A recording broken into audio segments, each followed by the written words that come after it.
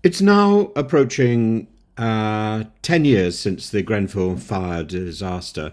This is something that should never have happened, a tragedy from a faulty fridge that exposed failure at every level and a wound that remains painfully open, yet nearly 10 years on, the burnt-out shell of Grenfell Tower still stands, a haunting reminder of loss, of injustice and inaction. And now we face a decision. Should the tower remain preserved as a lasting monument to those who have perished, or should it finally be taken down? The government has announced plans for demolition, but survivors and bereaved families are split. Some argue that it should stand as a memorial. Others believe its continued presence prolongs trauma and delays meaningful rebuilding. Let's be clear, this delay is absurd.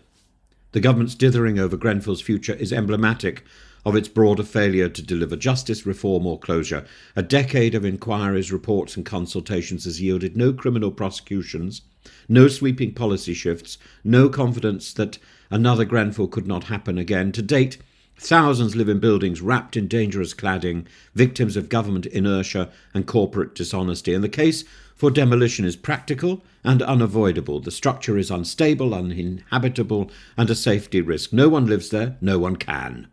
The promise to keep it standing for now until 2024, 2025 and beyond was never sustainable.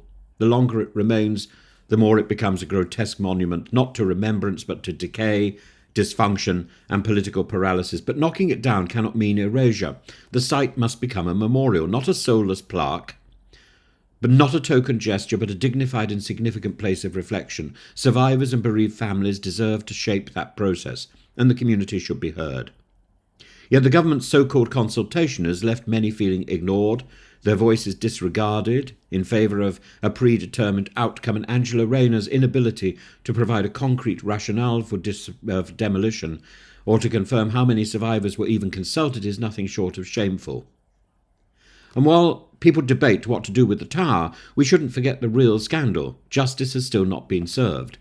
The public inquiry's findings are damning about the dishonesty of the system, complacency, greed, but they've not led to any accountability. Criminal charges are still years away. How is it that people who lost everything in 2017 are still fighting today, not just for justice, but for the most basic respect from those in power? We must move forward. The government must work with, not against, the community to create a proper memorial. But above all, Grenfell should have been the catalyst for real change. Instead, it stands as proof that the system is broken, that lessons have not been learnt, and that the most vulnerable remain unheard. Knock it down, but do it properly. Do it with dignity, transparency and purpose. Let Grenfell be remembered not just as a site of tragedy, but as a moment when we finally said never again.